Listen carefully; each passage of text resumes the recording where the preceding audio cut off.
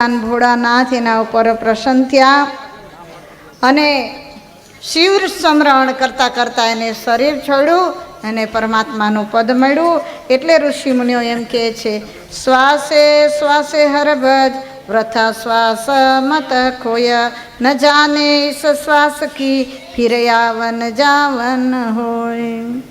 આમ સોહમનું રટણ થતાં 84ના ફેરામાંથી ઉગરી જવાય છે. સોહમ સોહમ શિવોહમ શિવ કેવલોહમ શિવોહમ શિવોહમ શિવ કેવલોહમ. આમ સોહમનું રટણ કરતાં કરતાં ચંચુલાની મુક્તિ થઈ છે. ચંચુલા શિવ સ્મરણ કરતી મૃત્યુ પામી. તે જ વખતે શિવજીએ મોકલેલું વિમાન શિવગણો સહિત ચંચુલાને લેવા આવ્યું. પાપરહિત બનેલી ચંચુલાને અનુચરો શિવલોકમાં લઈ ગયા. એક વાત યાદ રાખજો સજ્જનો, કથાનો એક નિયમ હોય છે. કથા જ્યારે પૂરી થાય ને ત્યારે અવશ્ય વિમાન આવે છે. પછી તમે કહેતા નહીં કે તમે કીધું નહોતું. એમ છેલ્લે દિવસે વિમાન આવે પછી કહેશો કે તમે વાત નહોતી કરી, અમારે જીવીને આણા મોકલા ને પછી દેવીને દેવા કઈના દાન. પછી એવું બાનું નહીં દેતા. છેલ્લે દિવસે વિમાન આવવાનું છે ભાઈ, અને પછી જેને આવવું હોય એ તૈયાર રહેજો. એટલે આ ચંચુલા માટે વિમાન આવ્યું. બીજા ત્યાં કેટલાય બેઠા હતા ને એ બધા વિચાર કરવા માંડ્યા કે એના માટે તો કેટલી પાપી હતી, કેવા કર્મ કર્યા હતા, એના માટે વિમાન આવ્યું, અમારા માટે કેમ ના આવ્યું. એટલે બીજા બેઠા હતા ને એને એમ કહે છે કે જુઓ ભાઈ, કથામાં ફેર હોય છે સાંભળવામાં. એને શ્રવણ કર્યું, મનન કર્યું અને નિધિધ્યાસને કરી લીધું, એટલે એના માટે વિમાન આવ્યું. તો જેમ ધુંધુકારી માટે વિમાન આવ્યું તો આપણા માટે આવવું જોઈએ ને. તો કે ભાઈ, કથા સાંભળવાથી કોઈથી મુક્તિ મળે નહીં એવું લખ્યું છે આમાં. તો હવે આપણે ક્યાં જવું? લ્યો, કથા સાંભળવાથી ન મળે તો તમે કહેશો કે હવે શું કરવું?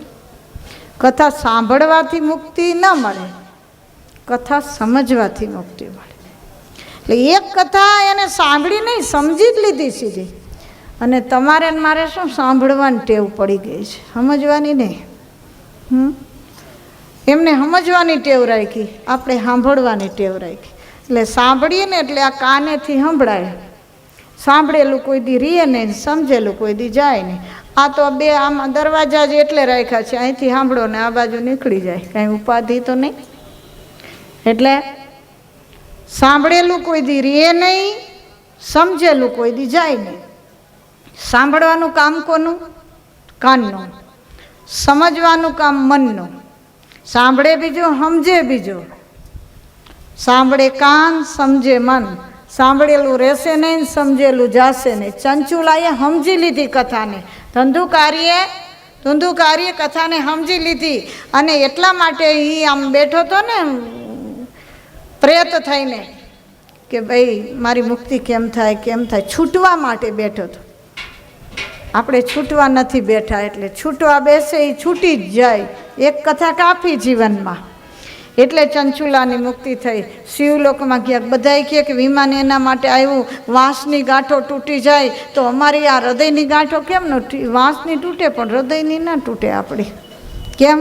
કામ ને ક્રોધ ને લોભ ને મોહ ને મદ ને મત્સર ને અહંકાર, આ હાથ ગાંઠો છે આપણે. એટલે એ જલ્દી વિમાન ના આવે ને, તૂટે તો આવે. અહીંથી કથામાં જ ગયા પછી એવો નિયમ લેજો, કોઈ દી ક્રોધ નહીં કરી. વિમાન ના આવે તો કહેજો હાથમે દિવસે. આવે ને આવે જ, જરૂર વિમાન આવશે. હા, તો માટે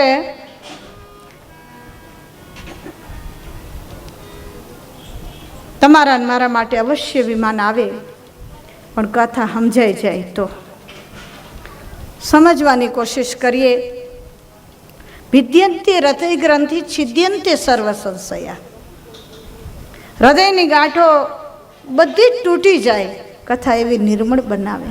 જરૂર ભલે ફેર પડે, ક્રોધમાં ફેર પડે, કોઈ આપણને ગાળ દઈ જાય તો એને દેવાનું મન ન થાય. કથાથી સુધારો થાય જ, હૃદય થોડું ઢીલું બને. એટલે ચંચુલાની આજે ગતિ થાય છે.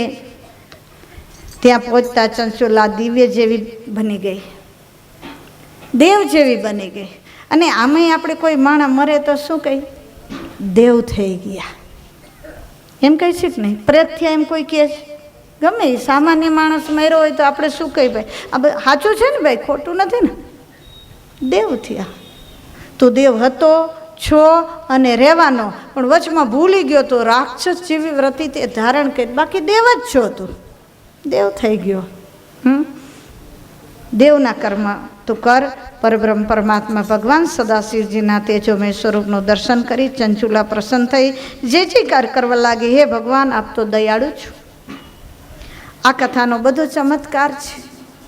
કથાથી શું પરિવર્તન નથી થતું ભાઈ? વાસ્તવિકમાં કથાકારને પૂછો તો ખબર પડે કથાકાર કેમ થયા. કોઈના કથાની એના ઉપર અસર થઈ હોય. હું પણ મોરબીમાં એકવાર હરેશ્વરીબેનની કથા સાંભળવા ગઈ હતી, કનકેશ્વરીબેનની પણ સાંભળી હતી. ત્યારે મને પણ એક સંકલ્પ થયો હતો કે હું ન કથા કરી શકું. કોઈની અસર આપણા ઉપર થાય. કોણ કે કથાની અસર નથી થતી?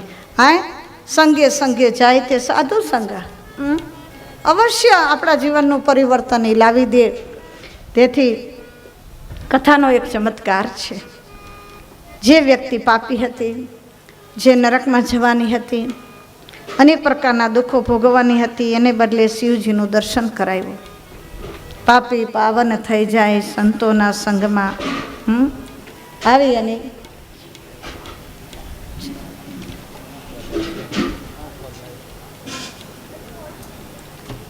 તો પાપી પાવન થઈ જાય સંતોના સંગમાં.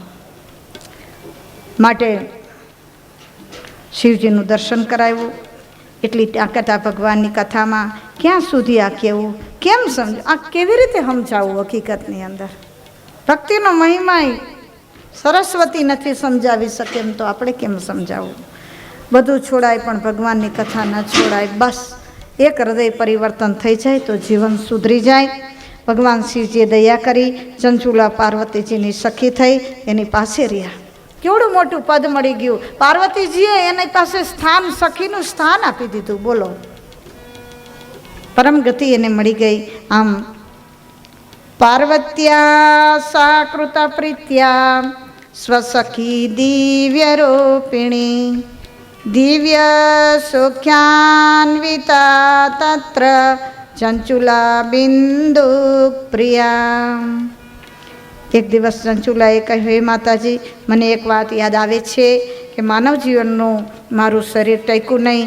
એ તો બહુ પાપી હતું, મેં પાપ કર્મ કર્યું, બહુ કરેલા, અને એક મારા શ્રીની કથા સાંભળી અને તમારી પાસે પહોંચી ગઈ છું, પણ મારા પતિ ક્યાં છે એ તો મને કહો. જો આ ભારતીય નારી પોતાના પતિનો વિચાર કરતી હોય છે કે હું સ્વર્ગમાં રહું છું અને મારા પતિ ક્યાં છે? તો પાર્વતી કહે, ચંચુલા, જે તારો પતિ છે ને એ ઘણા વર્ષો સુધી યમપુરીમાં રહે છે, છતાં એના પાપ પૂરા નથી થયા હજી. તેથી અત્યારે વિંધ્યાચળ પર્વત પાસે પિચાચ થઈને ફરે છે. આ સાંભળી ચંચુલા કહે, હે મા, દયા કરો, મારા પતિને પિશાચીઓનીમાંથી મુક્ત કરો. હું આપના સાનિધ્યમાં રહું અને સુખ લૂંટું. મારો પતિ પિશાચ બની અને દુઃખી થાય એ બરાબર નથી. માતાજી દયા કરો, દયા કરો. ચંચુલા પ્રાર્થના કરે છે. આ ભારતીય નારી પોતાનું સુખ નથી ઈચ્છતી. સાચી નારી, પતિવ્રતા નારી પહેલાં પોતાના પતિનું સુખ ઈચ્છે. પોતાના પતિનું પોતાના પિયરની અંદર થોડુંક અપમાન થાય તો નારી સહન ન કરી શકે એ નારી છે. કારણ કે ખુદ માં પાર્વતી પણ શંકર ભગવાનનું અપમાન સહન ન કરી શકી. દક્ષને કહી દીધું કે આજે કે અભિમાની બાદથી મારી ઉત્પત્તિ થઈ, માટે મને આજે હું પિયર આવી, પરાણે પિયર આવી. પણ દક્ષ ન સમજ્યો. ત્યારે એને કીધું, જન્મો જન્મ મને આ જ પતિ મળે છો. આ નારીનો શૃંગાર છે. આ નારીની સાચી સેવા છે. આ સાચો ગ્રહસ્થાશ્રમ છે. આ સાચી પતિ ભક્તિ. જે સ્ત્રી સાચી પતિ ભક્તિ કરે છે એના પતિને મુક્તિ મળે છે. જેમ તમે યજ્ઞ કરો છો તો અડધો ભાગ પતિ પત્ની બંનેને મળે છે, એવી રીતે આજે ચંચુલા માને પ્રાર્થના કરે છે, યા દેવી સર્વભૂતેષુ શક્તિ રૂપેણ સંસ્થિતા નમસ્તસ્યે નમસ્તસ્યે નમસ્તસ્યે નમો નમઃ. હે માં મને એવી શક્તિ આપો, હે માં મને એવી ભક્તિ આપો, હે માં સમૃદ્ધિ રૂપેણ સંસ્થિતા, હે માં બુદ્ધિ રૂપેણ સંસ્થિના, હે માં, હે જગદંબા, હે જગજનની જગદંબા, માત ભવાની તું મને હવે શરણે લે, મારા પતિનો ઉદ્ધાર કર, મને શરણે લે. માને પ્રાર્થના કરે છે, આર્તનાદ કરે છે, માને આજે રીઝવે છે કે હે માં તું રાજી થા. હે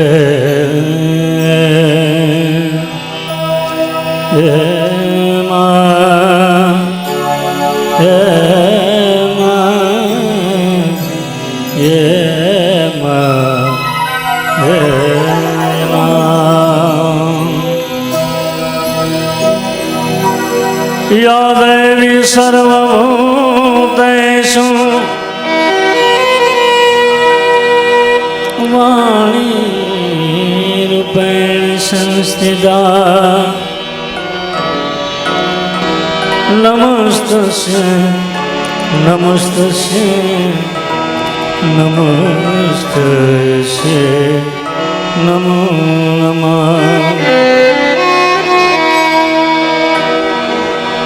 આદિશક્તિમાં આલિ અનાદિ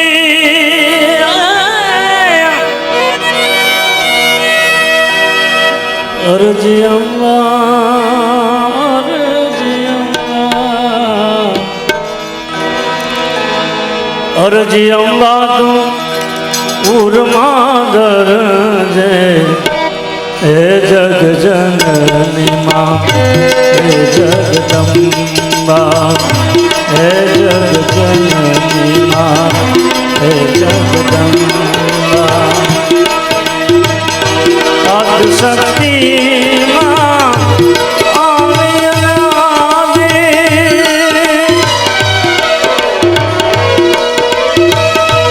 આદિશક્તિ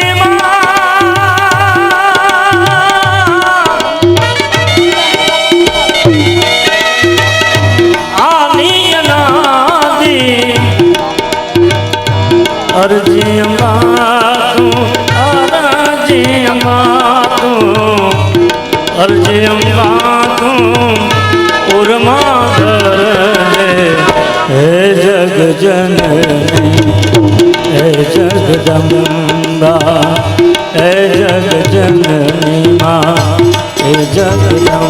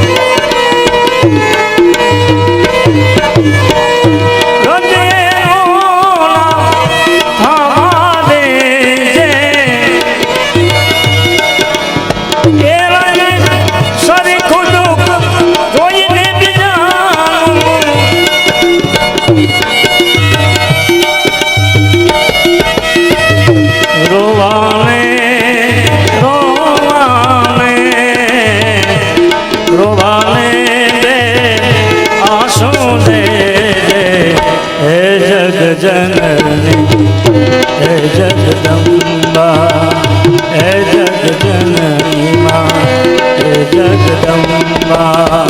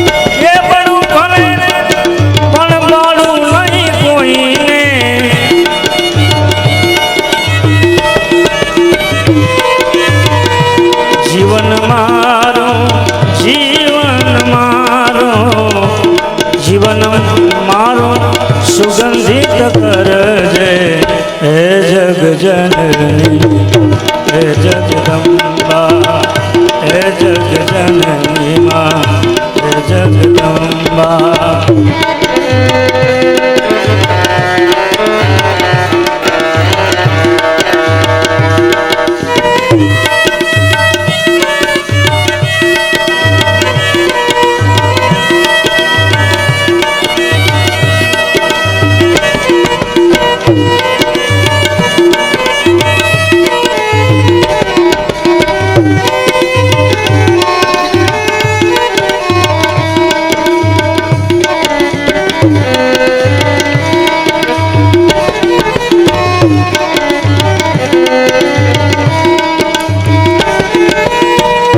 આત્મા કોઈનો આનંદ પામે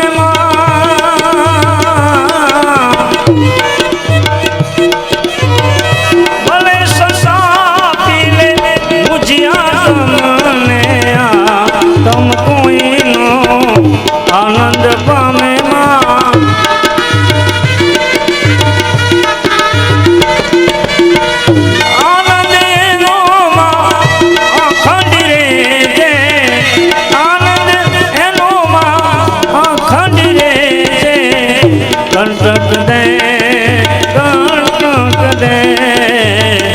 કંટક દે મને એ પુષ્પો દે હે જગજનની હે જગદંબા હે જગજનની હે જગદંબા હે જગજનની હે જગદંબા. તો માને આવી રીતે પ્રાર્થના કરી છે, આર્તનાદ કર્યો છે, માં મારા પતિની મુક્તિ નહીં કરે. જો તો ખરા સતી સાવિત્રી જે થઈ ગઈ, એને ખબર પડી ગઈ કે એના પતિનું આયુષ્ય અલ્પ છે, તો પણ એની સાથે એને સંબંધ બાંધ્યો. આ ભારતીય નારી, અને નારીની શક્તિ તમે જુઓ કે એને યમના મુખમાંથી પાછી લઈ આવે, યમને દીકરી બનાવવી પડી. અને દીકરીને વિધવા કોણ જોઈ શકે? યમ હારી ગયા અને એને પતિને આયુષ્ય આપવું પડ્યું. આ નારીની વિશેષતા છે. આપ શક્તિ સ્વરૂપા છો, પતિ ભક્તિ કરો તો પણ કાફી છે. પાર્વતીની કંઈ ઓછી પતિ ભક્તિ નથી.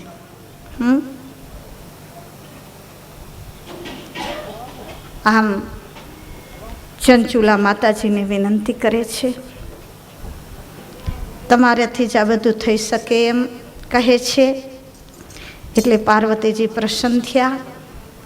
તુમરુ નામના એક ગાંધર્વરાજને બોલાવવામાં આવ્યો.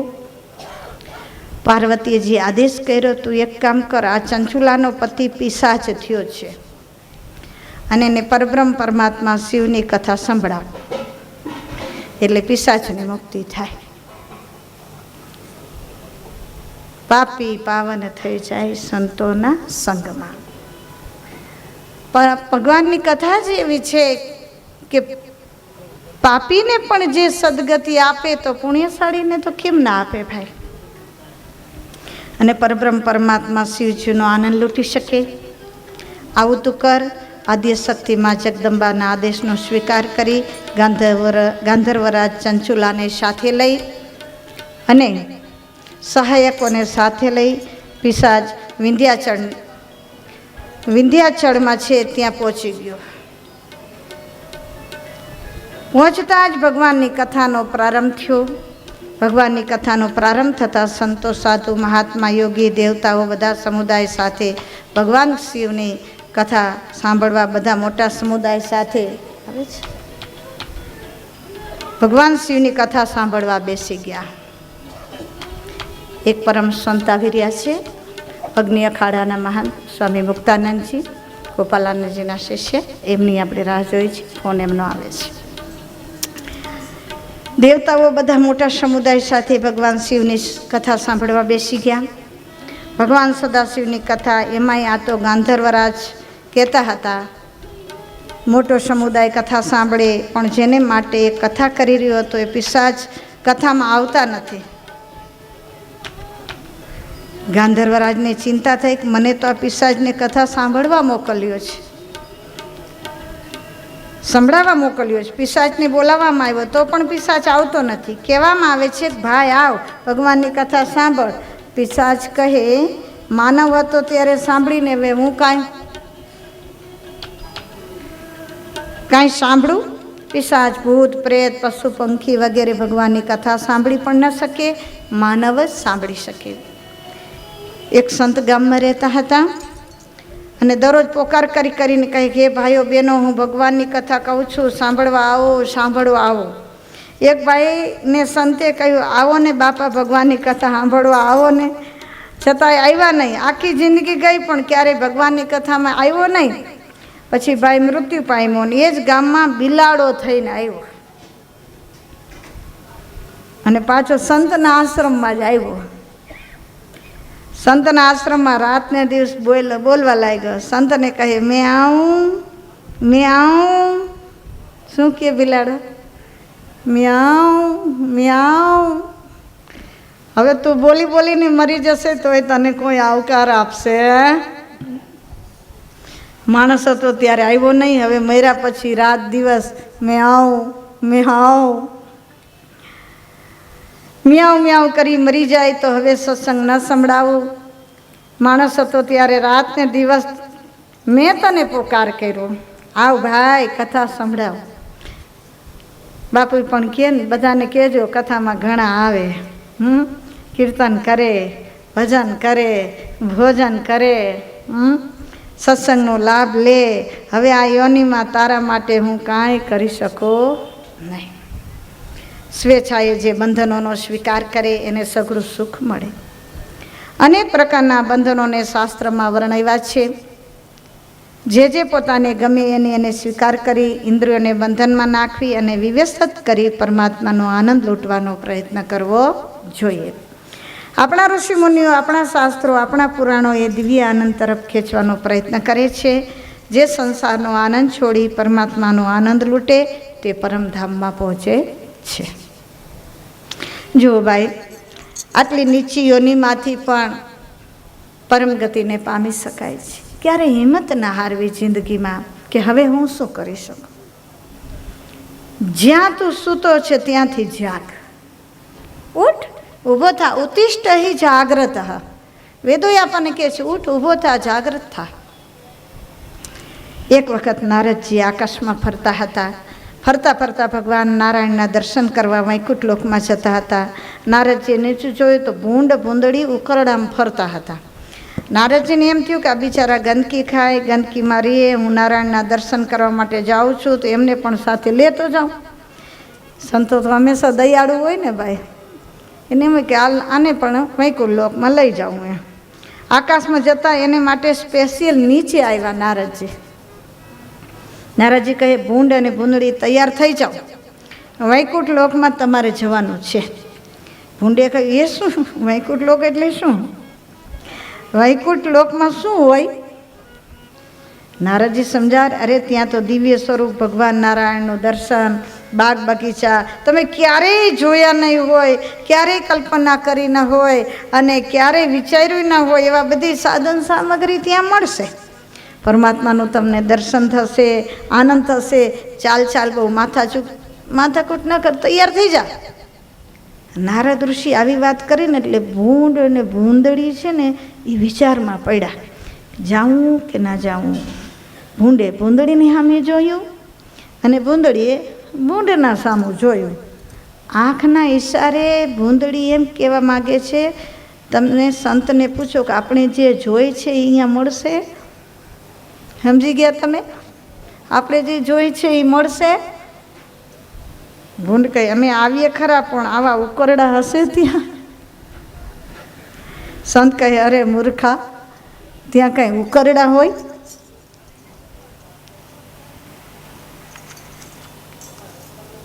આમ શિવલોકમાં શિવ કથા સાંભળવા ગાંધર્વરાજ આવ્યા છે પણ પિશાચ કથા સાંભળતો નથી. જે ઉકરડાનો જીવ છે, કાદવનો જે જીવ છે, એને કદાચ અત્તર સુગાડો ને તો એને તો ઊંધું પડે. એટલે પાત્ર વિનાય પીરસાતું નથી. છેવટે તેને બાંધીને નજીક લાવવામાં આવે છે. ગાંધર્વરાજ કથા કહે છે, અનઈચ્છાએ પિશાચ ભગવાનની કથા સાંભળે છે. જે સાંભળી એનાથી દિવ્ય સુખ મળતું ગયું અને એક સંહિતા, બીજી સંહિતા, ત્રીજી સંહિતા, ચોથી સંહિતા પૂરી થઈ તો પિશાચ મન સદા શિવ ભગવાનમાં લાગ્યું. ભગવાનની કથા પૂરેપૂરી સાંભળી તો બધા સાંસારિક બંધનો કપાઈ ગયા. આત્મા અલગ તરી ગયો. પિશાચ પાપી જીવ પરમાત્મા શિવજીની કથા સાંભળી લીધા બાદ પિશાચનો દેહ છોડી અલગ બની ગયો છે. સ પિચાસો મહાત પુણ્યમ શ્રુત્વા શિવ પુરાણમ વિદ્યોય કલુષમ સર્વ જહો પેશાચકમ વપુ. આત્માએ પરમાત્મા તરફ પ્રયાણ કર્યું. ભગવાનની કથા શું ન કરે? શિવ કથા ભાવભક્તિથી સાંભળે તે સંસારના સમગ્ર ભોગ ભોગવી અંતે પરબ્રહ્મ પરમાત્મા સદા શિવજીના ચરણોમાં રહે છે અને સંસારથી મુક્ત થઈ જાય છે.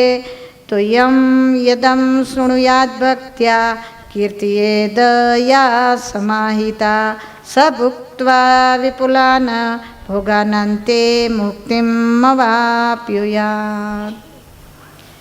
તો અહીંયા ચંચુલાની, દેવરાજની એ બધા કથા, મહાત્મ્યની કથા આપણને સંભળાવી.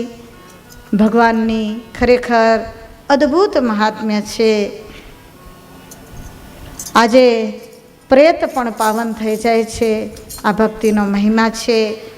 આ નામ સ્મરણનો મહિમા છે ભાઈ. આ કથા શ્રવણનો મહિમા છે.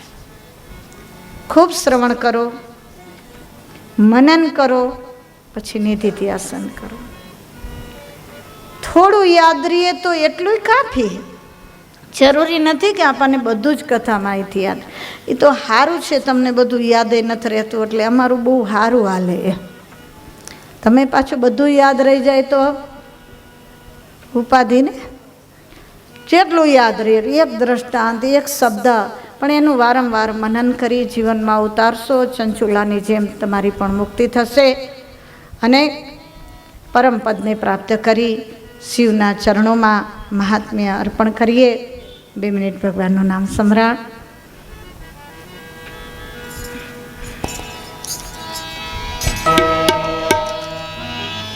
નમો શિવાય, નમો શિવાય, નમો શિવાય, નમો શિવાય,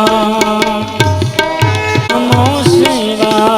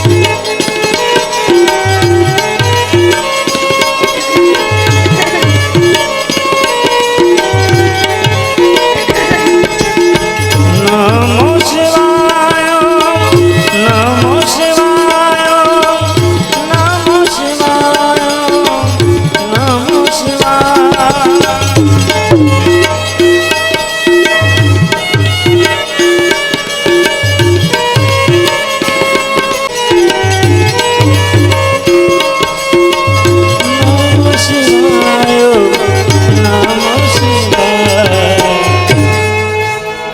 અનંતકીર્તિમ માયાશ્રયં વિગતમાયં ચિંતવ્યરૂપં બોધસ્વરૂપમ અમલં હિ શિવં નમામિ શિવં નમામિ. સુતજી કહે છે, હે બ્રાહ્મણો, કોઈ એક સમયે બ્રહ્માપુત્ર વિનયશીલ મુનિશ્રેષ્ઠ નારદજી હિમાલય પર્વત ઉપર તપ કરવા લાગ્યા. તપના પ્રભાવથી ઇન્દ્રને ચિંતા થઈ. એમણે એમના મિત્ર કામદેવને બોલાવી નારદજીના તપમાં ભંગ પાડવા સૂચના આપી. ઇન્દ્રના કહેવા મુજબ તપભંગ કરવા માટે નારદજી પાસે ગયા. ઘણા પ્રયત્નો કરવા છતાં નારદજી કામમોહિત થયા નહીં, કારણ કે એ જગ્યા પર બેસી શિવજીએ તપ કરેલો અને કામદેવને ભસ્મ કરેલો. કામ પત્નીની વિનંતીથી કામને જીવિત કર્યો હતો, પણ કહેલું કે આ ક્ષેત્રમાં કામનો પ્રભાવ થશે નહીં. તે જગ્યા પર બેસી અને નારદજી તપશ્ચર્યા કરતા હતા. તેથી કામદેવ નારદજીના તપમાં વિઘ્ન નાખી શક્યા નહીં. છેવટે કામદેવ લજ્જિત થઈ પાછા ગયા. નારદજી ઘણો સમય પછી પોતાની તપશ્ચર્યા પૂર્ણ થઈ એમ સમજી વિશ્વમાં વિહાર કરવા લાગ્યા. મેં કામ પર વિજય મેળવ્યો એવા વિચારે નારદજીને અહંકારી બનાવી દીધા અને શિવજીની માયાથી મોહિત બનવાના કારણે એમનું બધું જ્ઞાન નષ્ટ થઈ ગયું. નારદજી માયાના પ્રભાવથી એટલા બધા તો અહંકારી બનેલા કે તેઓ આ વૃતાંત કહેવા માટે કૈલાસમાં શિવજી પાસે ગયા અને ગર્વથી કામ વિજયની વાત કરી. શિવજીએ કહ્યું, હે નારદ, આ વાત બીજા કોઈને પણ તમે કહેશો નહીં. પણ હવે શિવજીએ ના પાડી, પણ માણસને નથી કહેતા કે સ્પ્રિંગને જેમ દબાવો ને એમ વધારે ઉછળે. જે વાતની આપણે એમ કે તમે કોઈને કહેતા નહીં, એવો એ જ વાત એ કહી દે પાછળ બીજાને. આ તો મેં તમને કીધી, પણ તમે બીજાને કહેતા નહીં. આમ વિષ્ણુને તો કદાપી તમે કહેતા જ નહીં. શિવ માયામાં ફસેલા નારદજીએ શિવજીની સલાહ માની નહીં, તો એ ફરતા ફરતા બ્રહ્માજી પાસે જઈ તપોબળથી કામ પર વિજય મેળવ્યાની વાત કરી. બ્રહ્માજીએ પણ આ વાતને હિતકારક માની નહીં, કોઈને પણ ન કહેવાની શિખામણી એમને આપી. પરંતુ શિવ ઈચ્છા મહાપ્રબળ છે, કર્મની ગતિ વિલક્ષણ છે. અહંકારથી નારદજીની બુદ્ધિ નષ્ટ થઈ ગઈ હતી. તેઓ વિષ્ણુલોકમાં પહોંચ્યા અને કામના વિજય જેની અહંકારના અંકુરને મનમાં ધારણ કરી સર્વ વૃત્તાંત એને વિષ્ણુને કહ્યો. તરત વિષ્ણુ ભગવાને મનોમન શિવ સ્તુતિ કરી શિવજીની ઈચ્છા જાણી લીધી. નારદજીને કહ્યું, હે મહાતપસ્વી મુનિરાજ, આપને ધન્ય છે, તમે બ્રહ્મચારી છો, તમને કામાદિ વિકારો કેવી રીતે સતાવી શકે? આમ વિષ્ણુ ભગવાને નારદજીની પ્રશંસા કરી નારદજી પોતાના યથેષ્ટ સ્થાને જવા રજા લીધી. હવે નારદજી રસ્તામાં જઈ રહ્યા અને પોતાના વિચારોમાં મસ્ત છે. વિષ્ણુ ભગવાને નારદજીનો અહંકાર ઉતારવાનો વિચાર કર્યો. ભગવાન શું ખાય છે? તો કે અહંકાર ખાય છે. બાપુનું જમવા ગયા તો મહાત્માજી એક કહેતા હતા કે ભગવાન અહંકાર ખાઈને બધાય મૂકી દે તો ભગવાન ભૂખ્યા રહે ને કે. તો નારદજી જે રસ્તે જતા હતા તે જ રસ્તામાં એક સુંદર વિશાળ નગરનું નિર્માણ કર્યું. આ નગર સ્વર્ગથી પણ અધિક રમણીય હતું, સર્વ વસ્તુઓથી પરિપૂર્ણ હતું. એ નગરના રાજા શીલનિધિની એક પુત્રી હતી. તે અત્યંત સ્વરૂપવાન હતી. તે ઉંમરલાયક થઈ હોવાથી રાજાએ પોતાની પુત્રીના સ્વયંવરનું ભવ્ય આયોજન કર્યું હતું. આ બધું જોઈ નારદજી મોહિત થયા અને રાજ દરબારમાં ગયા. દેવર્ષિ નારદજીના આગમનથી રાજા પ્રસન્ન થયો. રાજાએ ઋષિરાજનો પ્રેમભર્યો સત્કાર કર્યો. તરત જ મહારાણીને બોલાવી દેવર્ષિના ચરણ સ્પર્શ કરાવ્યા. રત્નજડિત સિંહાસન પર બેસાડી રાજાએ નારદજીની પૂજા વગેરે કરી. પોતાની શ્રીમતી નામની પુત્રીને બોલાવી નારદજીના ચરણમાં મૂકી દીધી. રાજકન્યાને જોઈ નારદજી તો ખૂબ આશ્ચર્યચકિત થઈ ગયા અને રાજપુત્રી માટે પૂછા કરી. રાજાએ તેના લગ્ન અંગેની તૈયારી વિશેની વાતચીત કરી અને તેને કેવો વર મળશે તે કહેવા વિનંતી કરી. મોહવશ થયેલ નારદજીએ પોતાને પરણવાની ઈચ્છા થતાં તેણે રાજાને કહ્યું તમારી પુત્રી ઘણી જ ભાગ્યશાળી છે, તેને સર્વેશ્વર મહાવીર કામને જીતનાર એવો શ્રેષ્ઠ સદાશિવ જેવો પતિ મળશે. એમ કહી નારદજી તરત નીકળી ગયા. એમને વિષ્ણુ ભગવાનને જેવું સુંદર સ્વરૂપ મેળવવા વિષ્ણુલોકમાં જઈ અને વિષ્ણુને પ્રાર્થના કરી કે તમારું રૂપ મને આપો. હે શીલનિધિ રાજાની અતિ સ્વરૂપવાન કન્યા સાથે મારે લગ્ન કરવાની ઈચ્છા છે, હોવાથી મને સુંદર સ્વરૂપ તમે આપો. વિષ્ણુ ભગવાનની આ ખરેખર બધી જ માયા હતી. એમણે તરત સરસ રૂપ આપ્યું, પરંતુ મોઢું વાંદરા જેવું આપ્યું. નારદજી પોતાનું મોઢું તો જોઈએ નહીં, પોતાનું શરીર સુંદર જોઈને ખુશ થઈ ગયા. તાત્કાલિક પાછા સ્વયંવરમાં આવીને અન્ય રાજકુંવરોની આગળ સૌ પ્રથમ બેસી ગયા. હવે તો નારદજીને એમ જ હતું ને કે રાજકુંવરી છે તો મને જ વરે ને, કારણ કે વિષ્ણુએ મને રૂપ આપ્યું છે. તે વખતે શંકર ભગવાનના 2 ગણો બ્રાહ્મણ સ્વરૂપ લઈ ત્યાં નારદજી પાસે ઊભા હતા. નારદજી સામે જોઈ અંદરો અંદર મજાક મસ્કરી કરતા હતા. નારદ મુનિનું મન રાજકુંવરીમાં લાગેલું હતું, એટલે વાતમાં ધ્યાન આપી શક્યા નહીં. એટલામાં હાથમાં વરમાળા લઈને રાજકુંવરી આવી અને વિષ્ણુ સ્વરૂપ કપિમુખ નારદને જોઈને ખીન મનથી તરત નારદજીને છોડીને આગળ જતી રહી. હવે સભામાં ફરીને કોઈને પણ જયમાળા પહેરાવ્યા સિવાય પાછી વળી. તે જ વખતે સુંદર રાજકુંવરનું સ્વરૂપ ધારણ કરી વિષ્ણુ ભગવાન ત્યાં આવ્યા.